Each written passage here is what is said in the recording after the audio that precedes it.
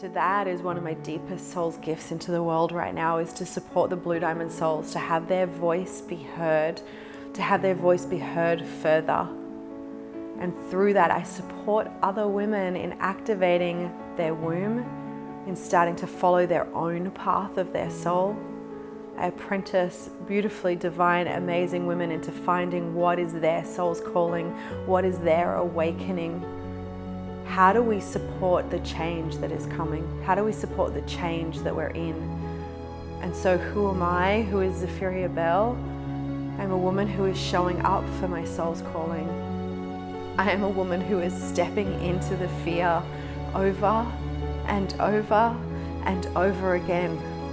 Every day when I wake up, it's stepping through the fear of what it is to truly be me, of what it is to truly be connected to my soul, this very intense energy that I feel, like this burning, incredible energy that moves through me.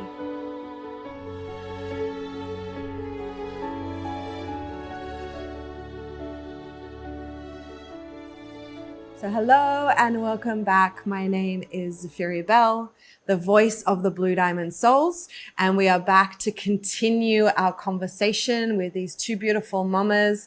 If you haven't seen the last episode, you may want to check in on that one, but we're going to continue our conversation around what it is to be guardian, to care for these high vibrational children that are coming through right now. So I welcome back Shiren, medicine woman, and Mama. Thank you for continuing this conversation. And Andrea, medicine woman, witchy, sensual mama. Thank you for continuing this conversation. And I look forward to seeing what else comes out. When we were together the other weekend, and I decided to have a moment with the earth and to really release some energy that was there for me, like around being around women and being around sisterhood. And there was this moment for me of like, is it going to be okay to do this because there are children in the space, but honoring myself and the emotion that was there. And I turned around, I want to cry. And I turned around and there you were with your little one, and like just looking at me with so much love. There was no fear, there was no judgment, there was no like, that's a bad thing you're doing. And I was letting it go. I wasn't holding anything back. I was screaming the primal mama scream of the earth. And you did. And like that just touched me so deeply to turn around and see these beautiful little eyes just looking at me with this like, oh, she's just moving some emotion right now. Oh, what's happening? And I thought, wow, this is the opportunity that we get to bring in for this generation. And that is the ancient future, because the tribal way is that way. It's like when I go and sit with indigenous people in the Amazon, that's how they do it. Like all the kids are in ceremony, everyone is together, everyone purges, everyone loves, everyone dances. Like it's just part of life. And the more we normalize healing, feeling, owning it, sharing it, releasing it, and it's not harmful. And it's been something that society imprinted on us. It's harmful to be soft. It's harmful to be connected with your feelings. It's something that's not going to help you to go your path, because when you're sensitive or not being able to fit. And it's like, this is what we're leaving behind. Yeah. It's done. It's done. It's so done. I think hiding any parts of us is done. And it's like, like that. Also, you were speaking about like being open around sensuality as well with your children. And I see this piece of how do we now just bring in all of it? Like the fact that we are sensual beings, we are emotional beings, we have every single aspect of ourselves. And how do we create spaces that these children just get to see it all? Like it's natural. It's natural to feel amazing in our bodies. It's natural to feel sensual in our body. Like that to me also brings so much excitement in my body of like, whoa, the next generation can come through with this realization that they get to feel pleasure in their body, that they get to experience like, oh, it's my birthright to be in my body and to be sensual and to feel this, and it's none of it is shamed.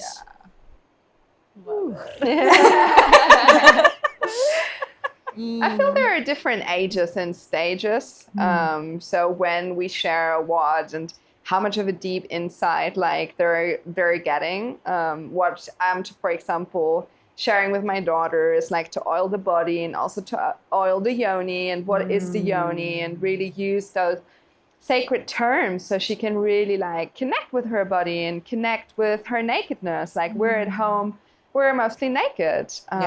So that's also just normalizing nudity, and it's not something that the body needs to be covered or ashamed of. And that's beautiful. That's something, that's a big piece, because I was grown up in Germany and we have like a free body culture. But apart from the saunas and the beaches, like there's still this, I don't know, it's like an outlet of like having that bit of like body freedom, but it's not fully anchored or embodied to have that not be ashamed. And I grew up around a lot of body shame. My mom was constantly on diet and constantly on improving herself. Like she was having like loads of weight up, down, and she would make me believe that only a certain weight is like lovable. So like it's really important to, I recently read an inspiring post of a friend of mine, and she said that no matter how ugly the picture looks, in her opinion, that her child takes of her, she's always taking the phone and saying, wow, I look gorgeous. That is an interesting picture of me. Thank you so much for taking that. And it's not like, delete that, I don't look good on that. But it's just like, this is me in every moment. This is me being gorgeous. This is me being sad. This is me being it all. And just, yeah, like that's just perfect. And I love that piece. Yeah, I feel like, so, you know, you speak about like the oil and speak about their yoni and naturalizing and normalizing that part of their body. I'm wondering, do you also have anything to add to that around like how you're supporting your girls in just seeing that like their body is normal and natural? And yeah, they see me doing a lot of self-care with my body. They see me spending abundant time just taking care of my body in sensual, feel-good ways. Yeah, the oiling, showering, little, you know, beautifying. And then I'm a very touchy-feely. I love to just be like very hands-on with my girls and with parenting. I know it's different for everybody how touchy-feely you want to be with your kids, right? For me, I love skin time. It's always been with my partner. We always had this thing of like, we called it skin time, where we're just connecting, we're touching. Like it's just touch, you know, I'm very touch-based. That's my number one love language, probably. All of them, but touch is important, very important to me. And so with my girls, I love to have a lot of skin contact. So with my baby, we still do just full skin to skin time with sleeping, cuddling, just hugging, massaging. My baby gets massaged with coconut oil after every bath. And yeah, so I think it's just embodying that myself, and they get to see that. And I'm totally comfortable with nudity. I try and be respectful of my Balinese compound community. But my nanny's, she's definitely seen it all. So yeah, I feel like it's just with what you're fully comfortable with is the best way to do that. Again, you can't fake it. You can't lie. Really, you have to embody your comfort with your body, and they will see that and they'll feel that from you.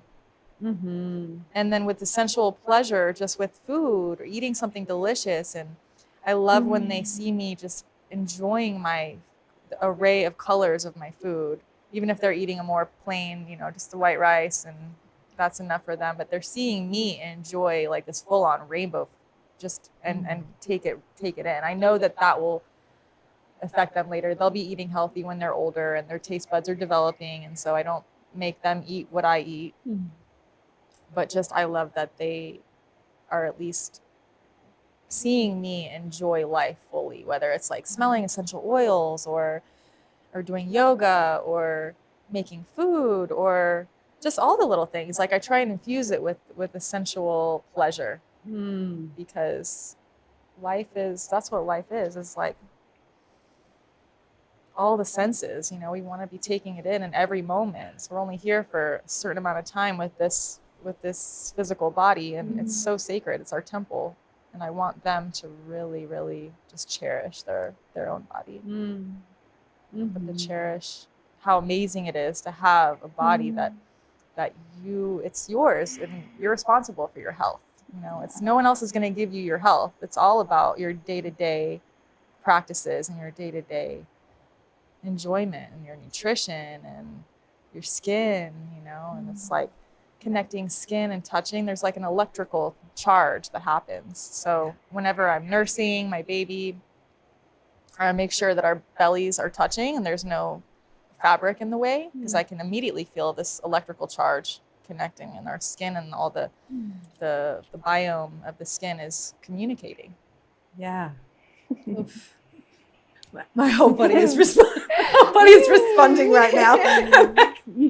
We also have couple nursing time. So sometimes when my daughter is nursing, like my beloved just comes and snuggles as well. So we just like nurse all together, and we like stroke each other, and we just like make time for just like that sacred experience together. So the more of like this, for example, what we really love doing as well at home is that we do like a little sound bath. Like we sandwich her, and then we like, and we like bathe her in frequencies and just like hold her energetically. And I really see like how all of it is just like blissing her out. And I really love like just discovering like what she's into, because there was a time when she was really young, she loved being massaged. Then there were like 3 months she didn't want to have any massage, and then she was just like, oh, okay, she actually was ready for something else. So like she also maneuvers me into the realms that she most feels she wants to explore or feels nourished by in that moment. And one big vision that I hold for motherhood, or the experience how I want to, what I'm connected with in motherhood, because I'm a big fan of having a vision and really connecting with that eagle eye, the all-seeing, all-knowing eye, to connect with your higher self, or however you want to call it, what most resonates. But I feel vision always guides me, and my vision is really to bring my daughter into a space where ceremony, ritual, and healing is normal. That is not something that is like some you do like on a retreat, and like you just go there once and then you like kind of like fall back into like the old. It's really important that like for me, ceremony is happening always, every day.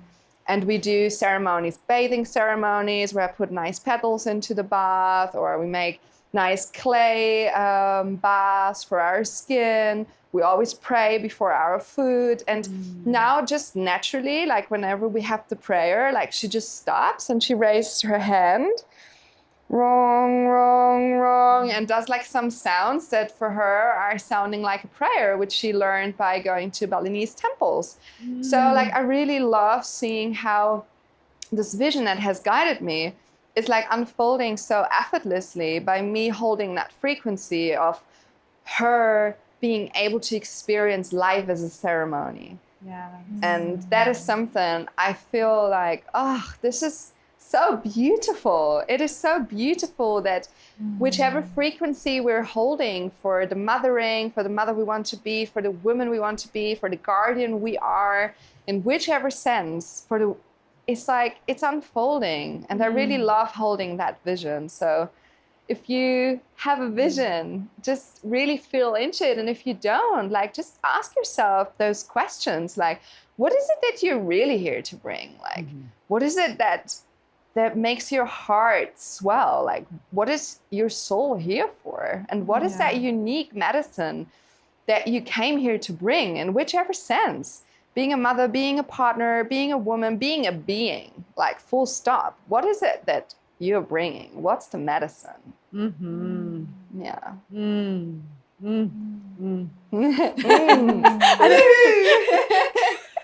just tell I'm a person if I like what you're saying. Great. That's my way of communication. Yeah. I would love to tune in with both of you around pregnancy and around like what that period of time was like for you. And I think as you were speaking about, like, you know, tuning into the soul, or like what your soul is here for, obviously each of you is here for bringing through another soul. That is part of why you're here. One of the reasons, there are many reasons, but that is one of. And this initiation that happened when you were pregnant. So share with me. For me, I started to learn a lot about the system and how I wanted to kind of have nothing to do with that, or I really wanted my birth to be mine and to be I could say free birth, but I discovered free birthing after I had my first daughter in a hospital. I did make the hospital birth as much of a home birth as possible. I went in there with a really strong energy, and they all knew. And by the end, they were like, whoa, we've never seen anyone like that. Because I held my energy really strong, and I knew I wanted it a certain way. And I didn't want anybody else telling me what to do. And I didn't want anyone else pushing me on this, and I just was so clear about it. So I was pretty, they were like, wow, you're a badass birther. I had a lot of, it turns out that I had like 4 doulas with me, and I didn't plan it like that. They just all kind of came there and were there for it. And I think that was part of they manifested that for themselves to observe the thing. And it's intense in a hospital because they're going to want you to do, they're used to women coming there and then directing the whole situation. And I went in there so clear about just wanting it to just happen myself. I just wanted to do it myself. It was like me and my girl, we were going to do that ourselves. And I didn't really need any help. I mean, all the women that were with me were amazing support and angelic, you know, and helped make it a very pleasurable experience. My mom came after because we both knew that was probably better, that she was come and meet the baby later, and that was wonderful. So the first round, I learned a lot about my body, and for the second round, by that point I was completely free birthing on the earth, right on Pachamama, unassisted. I had a couple sisters with me also with the drum beat and just my pillows and the grass mat. And I was outside of the birthing center clinic rooms, and maybe they thought I was a little crazy, but that was fine. I really didn't care what anybody thought because it was my moment. It was my amazing moment that was so primal and so beautiful just to have. It's like I really felt my animal, like that primal animal, mama bear. I was so, there's no words. Like, it was just so primal and so beautiful to birth a being on the ground and the earth without anybody helping me. And just with, you know, my man was nearby and my 2 friends, and sunset, moonrise, and just the simplicity of, it was an ancient feeling of like, this is how it used to be. This is how it used to be. And there's been so much contamination of that, just the simplistic beauty of just birthing. And that's what we're dealing with now in a lot of places. The system has way too much power and control over the woman, and so that brings in fear. And maybe that's another, we can go more into that topic of reclaiming your birth, you know, reclaiming that. And again, it brings in the trust and the surrender. It's such a huge part of just trusting and surrendering into the moment. And also it really brings in the sensuality also, because when you're connected to your sensuality, you're not tense, you're not holding. Your loved ones that are around you, you're going to be touching them and kissing them and using the sensual energy to help those chemicals in your brain and the cocktail that your amazing body manifests for you, the painkillers, the natural painkillers. And you're going to be using all the sensual, all the things that you love, whether it's essential oils or certain oils you rub on, or music you know, the food, the snacks, all the little things that can make you feel good. Chocolate. Day to day, chocolate. Yeah. Just delicious snacks and tea and your favorite music really is crucial, I think. And all of those things. And then just the sensuality that you have with yourself or your lover and kissing and even a little bit of sex, or that is, to me, both times was very, very helpful in like allowing the cervix to release, because what got it in there is going to get it out, right? So I feel like I would love to encourage women to embrace that with their pregnancy and their birth, is the sensuality. Because it makes it so much more of a smooth experience. And then surrendering, and just really the courageousness of if you have to be harsh, you know, if you have to sound like a bitch to those pushy people in the hospital, it's okay. You can do that. You can do that. And they'll probably think you're badass afterwards, and they'll probably love you anyway. Yeah. I really want to honor that as you started to speak about that, the whole energy here shifted, like the sun shifted and the birds started to sing. And there's this, like, as you were speaking about, you know, birthing onto the earth and choosing to do it your way, no matter if other people thought you looked crazy, and trusting your own body. And it's like here in Bali, you know, she responds to everything, obviously always with her magic, but everything shifted and changed. And she responded to what you were sharing and what you were saying.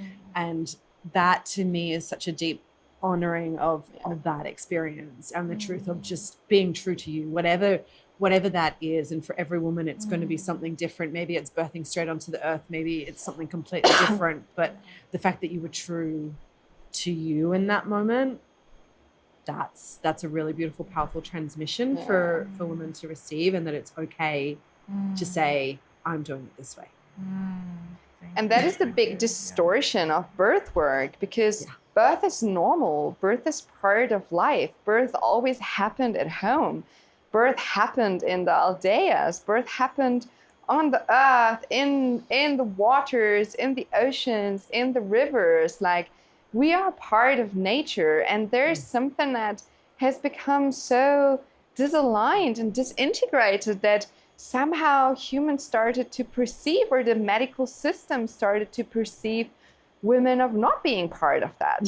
And there are exceptions. There are women who need to have like some medical assistance, and that is beautiful that we have that as a backup. But just simple idea to put birth into the same place where people are being sick and are dying, like that whole energy is really, really like not the best one to nurture such an open energy body that a mama and a baby have. Because everything is affecting that crucial portal that baby and mama are passing through, that portal of life and death. And the more we connect to the purity of the desire of our baby, where it wants to be born and how, the more like, not effortless, because I connected really strongly to the desire of how my daughter wanted. I had an idea of how I wanted to give birth, and she had an idea of how she wanted to be born. I wanted to go to Peru and give birth, like full shamanic birth, connected with the land of South America that I hold very dear to my heart. And she was like, I need to go to Bali. And my partner and I said, oh, wow, okay, so we need to go to Bali. And then she said, I want to be born into water. So it was really like just this elaborate process of listening what the babe wanted rather than what I wanted. Because in birth, it's not wanting. It's like you can have the things that align you with the fragrances, the beautiful touch, like all the things that help you to like open up, because that's what we do, we open. But ultimately, I feel that the baby is calling in the birth scenario. And the more attuned we are to our shadow work and to the evolving of our consciousness, the different timelines we can tune into the birth settings. Because I experienced like in women's circle and talking with other women that weren't on a path of like evolving consciousness, or that weren't committing to their soul's path when they had the first children. They were like, whoa, I went into hospital, I had no idea, they made a C-section. And it's just like, you can't hold that pillar in a way that you could hold it when you connect again to the vision of what is that birth going to be like what frequency, because ultimately we all carry a birth trauma, and it's that separation from oneness. It's that separation of unity by physically leaving the beautiful womb, by leaving the beautiful celestial womb, by becoming a human without attachment. You know, you still have the cord, and if you choose to have a lotus birth, that's beautiful. But so everyone carries a birth trauma. So what we can do as giving birth, we can make as much of an impact to lower the impact of that birth trauma. And by informing ourselves, by making conscious decisions, by really standing in the limelight of what other people will think. Like, I had a lot of like judgments, like, you are 2 weeks, no, 15 days overdue. The baby's way too big. You can't do a home birth. You're going to be there in Bali in the middle of the rice field. There's no car being able to come to your house. Like, this is like so like bad. Like, and I was like, whoa, you know, like, I don't want to take that. And it's like actually quite surprising. Like, you're in this really fragile, vulnerable state of giving birth, and all the people are coming and telling you that you're not being able to do it that way, and you're not right doing it this way. And it's really like claiming it. And it's just like, this is what feels right to me and my baby. And this is like the first initiation, because like the pregnancy feels already so huge. And then the birth feels so huge. And then the whole thing afterwards is like, you have no idea what before you did it. Like, it's massive. And like that claiming and that holding your frequency and that space and that vision is the biggest initiation for motherhood, because everyone is going to want to tell you, your mom, your grandmother, like the friends, some people you don't even meet in the street are telling you how you should and how you should not do things. Yeah. Oh my gosh. So I feel like I would love to ask both of you, you know, I mean, really, this is a completely new paradigm of parenting that's coming in. This is a completely new vibrational frequency that is coming in with these children. And we spoke about how they're asking us to be guardian, not to parent. I would love to ask each of you, what does that mean for you to be guardian, to guide these children, and to hold the vibrational frequency that is that they need to truly be who they are in the world? So yeah.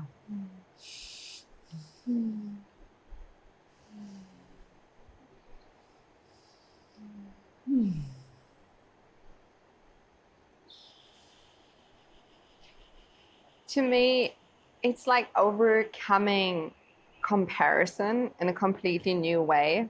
Like, it starts from the very beginning, like, oh, she or he got his first tooth, or she's already speaking, or this one is walking. So there's like this imprint I have found inside of me of like comparing and like, oh, this is better or this is worse. And it's like really shedding like any expectations on how things are supposed to be, because they are just supposed to be as they are supposed to be. And I have, in this physical form of this body, I have no clue.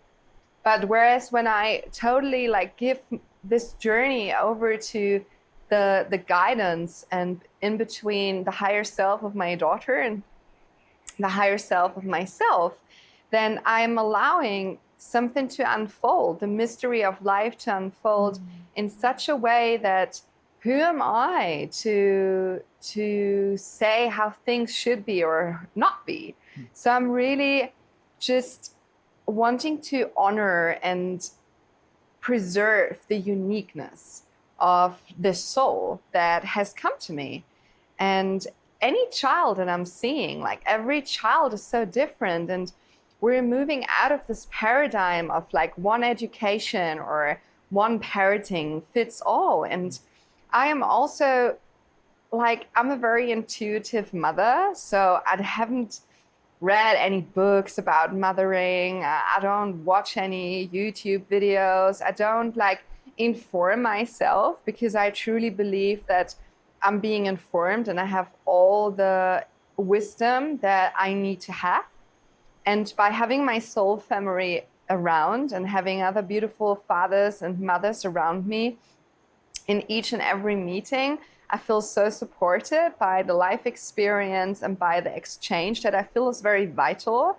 We're inspiring each other because ultimately we're here to activate and mirror and reflect and help each other out. So I feel that probably, to put it in a nutshell, it's just what I ask myself is like a guiding question. It's like, how can I honor the uniqueness of my child?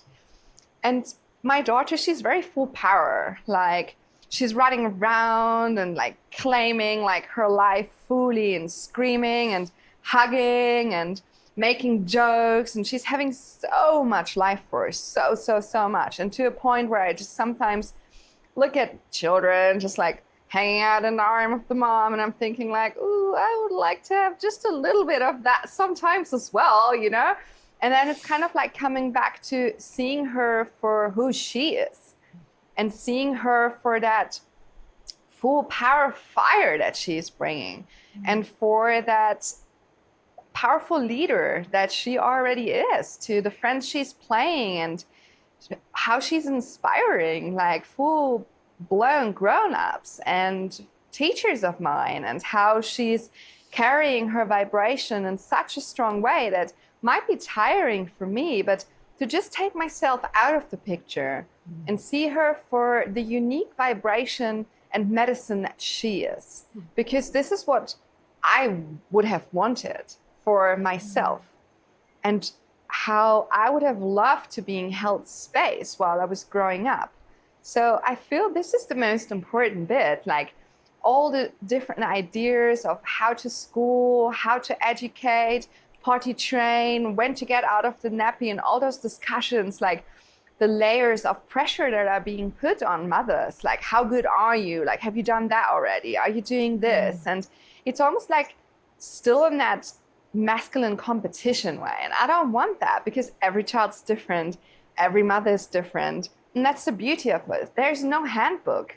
There's just spirit guiding the whole experience. So by becoming really in tune with what is being asked for and of your child, and really seeing that uniqueness and going out of that old paradigm of success and how they should be and how they should not be, and with that loving care and that tender holding of what are, you know, certain things that are good being around other people, like not hitting people in the face. Like, so there is like this delicate dance between sharing how they should, how they can convey themselves and their medicine even better.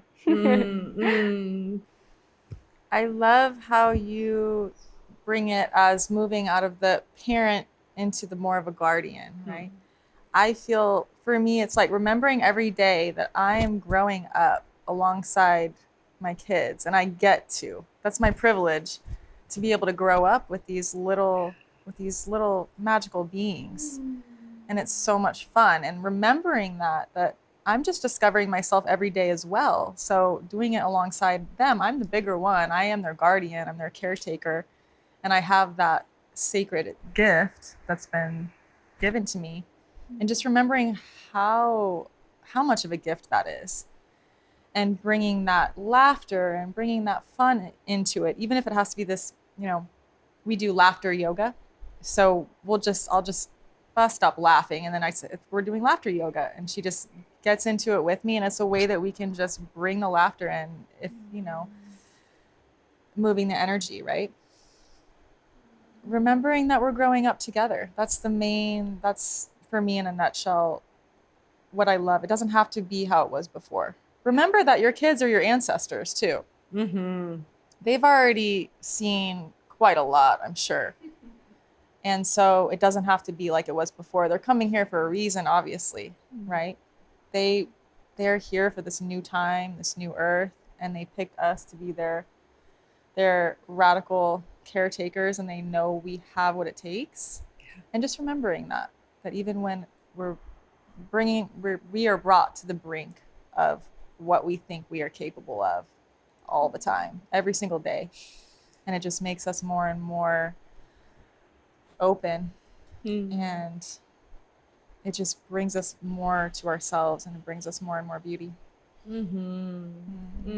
Beautiful. Thank you both so much for sharing of your wisdom and for being so open in sharing your experiences. And so to anyone who has been watching this episode, I want to say that from the bottom of my heart, I genuinely hope that you have received a piece of wisdom, a gift, an experience from this that is not only lighting up your own day, lighting up your own experience, but is also something that you can take forward into whatever it means for you to be around high vibrational children. And maybe that is to conceive them, to birth them into the world, to be their mamas, to be their guardians. And maybe it's to have them in your life in different ways. We're all around these amazing children. We are all part of it. It does take a village. It takes a tribe. Whether we are the ones who are birthing them or whether we are the ones who are around them, we are all just as, don't want to say responsible, but it feels like responsible is what's going to come out. We are just as responsible as each other to really hold space for these amazing beings who are coming through at the moment, because they are here to shift reality as we know it. They are here to shift humanity as we know it. And we are part of that change. We are part of literally bringing in this new earth. And it is such exciting, phenomenal times right now. So my deepest wish is that this episode has touched you, and sending you so much love to wherever you are in this big, wonderful, crazy world that we live in. And once again, thank you so much, beautiful women. I adore both of you, and I have said it before and I will say it again. I bow down to each of you and to every other woman who is holding this pillar of motherhood in the world, and what you are doing for us as we're stepping into this new earth. So this is such a powerful, incredible, juicy conversation that we're having here. I'm going to put us on a little sacred pause and end this particular episode right here. I want to thank both of you so much for your wisdom that you've shared so far. I can feel that there is much more that's wanting to come through, and I really want to deeply honor that. So to anyone who's been watching this episode, if you're enjoying what you're hearing, and if you're enjoying the wisdom of these two amazing women, please do join us back in for the next episode, where we're going to continue this really beautiful conversation. So thank you so much for joining us so far. Thank you both, beautiful women, for joining me and for sharing your wisdom so far. I look forward to continuing our conversation, and we'll see you all on the next episode.